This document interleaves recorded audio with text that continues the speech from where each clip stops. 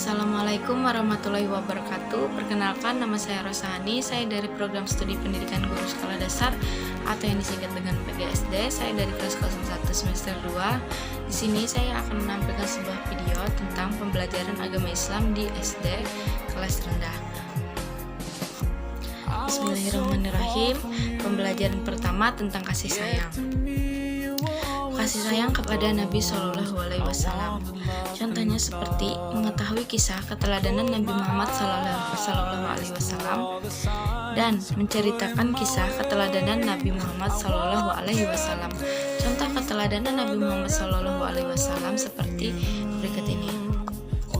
Contoh keteladanan Nabi Muhammad Shallallahu Alaihi Wasallam seperti kejujuran Nabi Muhammad Shallallahu Alaihi Wasallam sebelum masa kenabian sudah dijuluki Al-Amin, sebab ia dikenal jujur dan niat hati juga perbuatannya. Amanah, patonah, kecerdasan yang ada pada diri Nabi Muhammad juga wajib menjadi teladan kita dan kesabaran. Yang kedua, kasih sayang kepada Allah Subhanahu wa Ta'ala. Kompetensi dasarnya seperti menghafalkan Asmaul Husna, Ar-Rahman, Ar-Rahim, Al-Malik, dan mengenal makna Al-Asmaul Husna, Ar-Rahman, Ar-Rahim, Al-Malik. Pembelajaran kedua tentang Aku Cinta Al-Quran. Bismillahirrahmanirrahim. Bacalah Bismillah.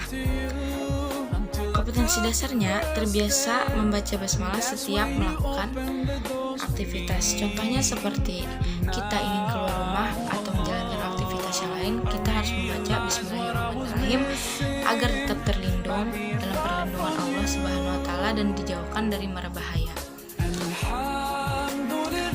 Dan yang kedua, lafal surah Al-Fatihah. Melafalkan surah Al-Fatihah dan surah Al-Ikhlas dengan benar dan jelas. Contohnya seperti ini. Bismillahirrahmanirrahim.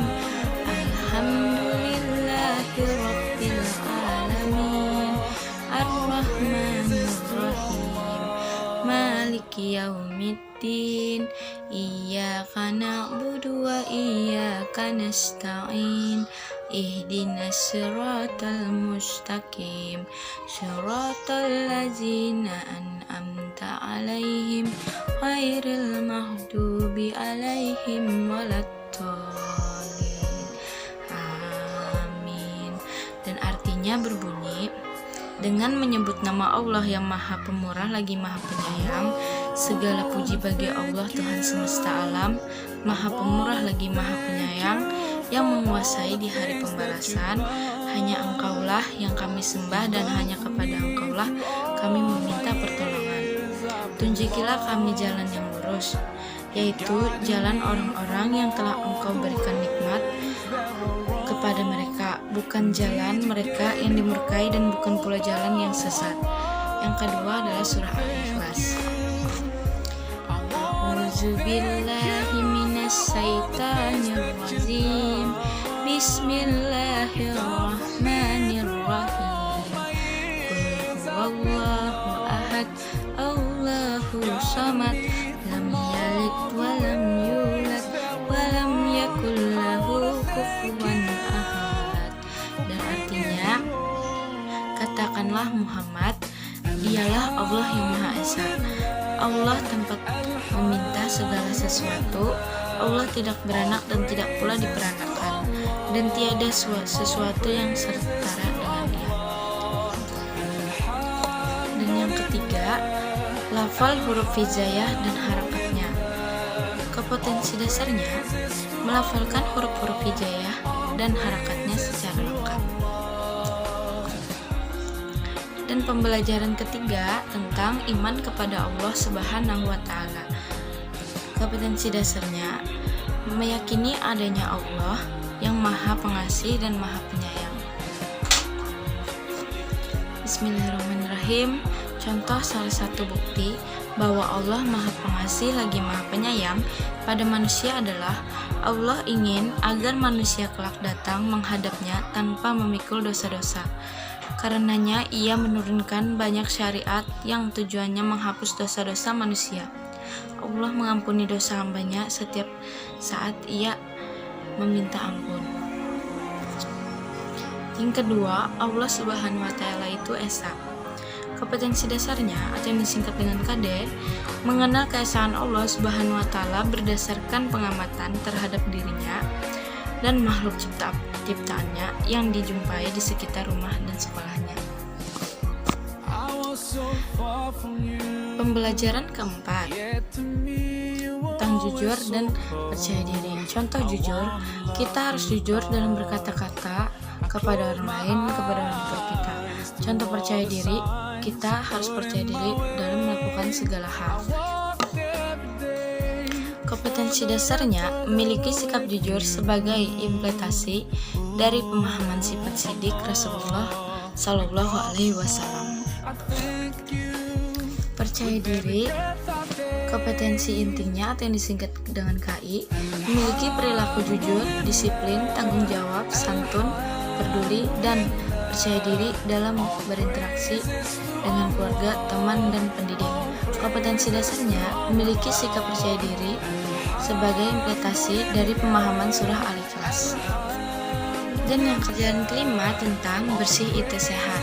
Contoh kebersihan itu seperti kita ikut gotong royong di komplek-komplek kita atau di gang kita atau di kampung kita, dan contoh kebersihan lainnya seperti kita belajar untuk membersihkan kamar mandi, kamar kita tidur, depan rumah, taman kita agar terlihat bersih, indah, dan terhindar dari penyakit. Dan kedua ada tata tertib bersuci. Mempraktikkan tata cara bersuci itu contohnya kita mandi bersih, kayak kita kalau udah haid selama batas waktu yang sudah ditentukan haid, kita setelah haid itu harus mandi bersih agar kita suci kembali dan bisa menjalankan sholat 5 waktu. Yang keenam, pembelajaran 6, cinta Nabi dan Rasul. Kompetensi dasarnya adalah mengenal kisah keteladanan Nabi Adam dan menceritakan kisah keteladanan Nabi Adam. Ada 4 keteladanan yang dapat dipetik dari kisah Nabi Adam Shallallahu Alaihi Wasallam. Yang pertama, Siti Hawa adalah sosok istri yang setia dan sabar.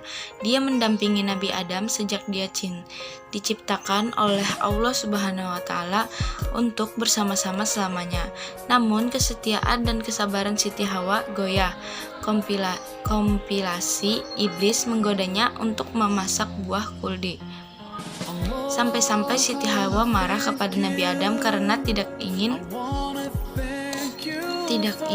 mencoba buah kuldi seperti dirinya.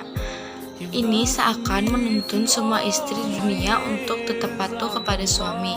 Jika suami dinilai tidak, maka jangan membantahnya karena akan ada hal yang buruk terjadi dan terbukti Siti Hawa termakan rayuan iblis, membayangkan pada Nabi Adam dan Allah Subhanahu wa Ta'ala sehingga dia diturunkan ke bumi lengkap dengan Adamnya. Yang kedua, sifat Nabi Adam pun bisa dijadikan pembelajaran. Godaan pria itu ada 3, yaitu harta, tahta, dan wanita. Nah, Nabi Adam menyukai manusia biasa.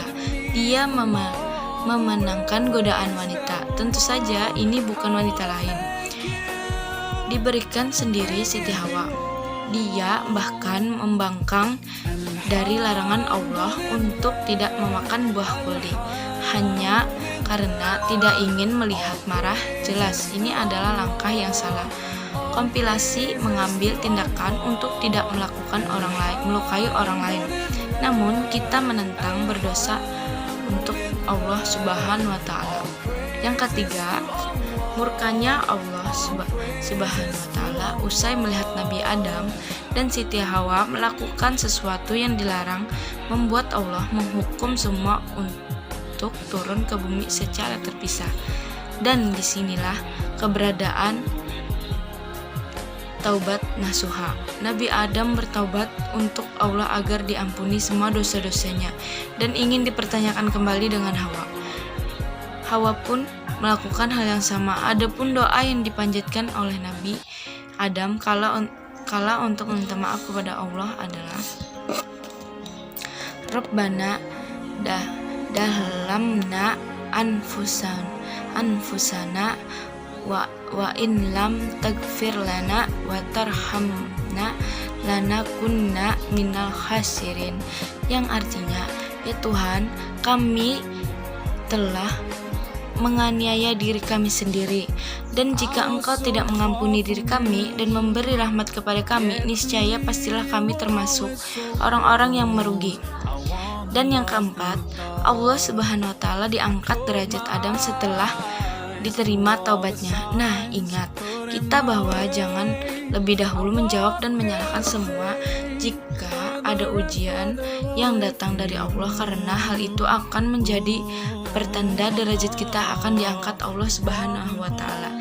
Sangat dalam jika kita menyelami hikmah dan dari cerita Nabi Adam, namun mulai dari kesetiaan pasangan, kesetiaan pada Allah Subhanahu wa Ta'ala, pertaubatan, dan apa yang akan terjadi setelah selesai ujian dari Allah Subhanahu wa Ta'ala.